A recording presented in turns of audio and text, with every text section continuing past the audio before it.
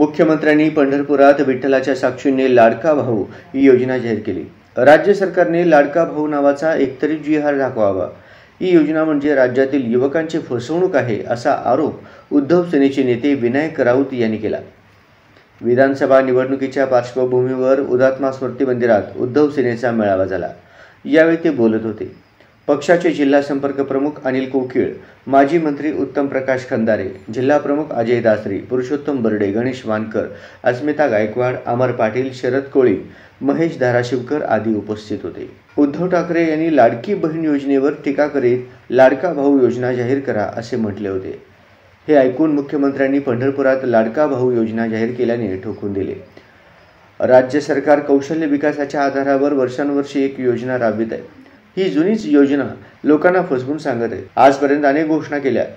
फडणवीसांच्या काळात माहेरचा आधार ही योजना जाहीर करण्यात आली। ही योजना गायब झाल्याचा आरोपही राऊत यांनी केला। विमा कंपन्यांना हजारो कोटी रुपये देण्याचं काम या शिंदे सरकारने केलं आणि त्या विमा कंपन्यांच्या टक्केवारीवर यांचं राजकारण चाललेलं आहे। निवडणुकीमध्ये पैसे वाटतायत, निवडणुकीमध्ये दारू वाटतायत, मत विकत घेतायत आणि अशा पद्धतीने ह्या महाराष्ट्राच्या अर्थकारणाचा बोजबारा वाजवल्यानंतर आजपर्यंत ज्या घोषणा केल्या त्यापैकी किती घोषणांची अंमलबजावणी झाली? देवेंद्र फडणवीस साहेबांना विचारलं पाहिजे। देवेंद्र फडणवीस सुद्धा मुख्यमंत्री असताना अनेक घोषणा त्यांनी जाहीर केल्या। त्याच्यामध्ये 2014 ची माहेरचा आधार आपल्या महिला भगिनींसाठी त्यांनी केला होता। माहेरचा आधार 6 महिने सुद्धा चालले नाही। आज माहेरचा आधार ही मुख्यमंत्री देवेंद्र फडणवीस यांनी जाहीर केलेली योजना कुठे आहे ती शोधावी लागते।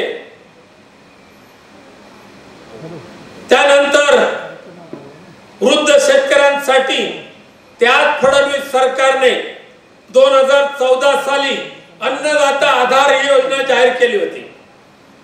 अन्नदाता आधार जाहीर केली आणि बसण्यात गुंडाळून टाकली, पुढे चाललीच नाही। 2-1.5 वर्षापूर्वी ह्या छगन भुजबळांनी कांदा उत्पादकांना 350 अनुदान देणार म्हणून जाहीर केलं। अद्याप एकाही कांदा उत्पादक शेतकऱ्याला 350 पैसे सुद्धा सानुग्रह अनुदान महाराष्ट्राच्या सरकारने दिलेलं नाही। त्यामुळे केवळ आणि केवळ फसवेगिरी करणारं, थापेबाजी मारणारं, भूलथापा मारणारं सरकार, जुमलेबाजांचं सरकार म्हणून ज्याचं जागतिक इतिहासामध्ये नोंद केली जाईल असं हे महाराष्ट्राचं सरकार। केवळ मतदारांशी खोटं बोलणं मी समजू शकतो, पण त्या पंढरीच्या पांडुरंगाच्या साक्षीने खोटं बोलणारं हे राज्य करते। पंढरीचा पांडुरंग माफ नाही करणार त्यांना।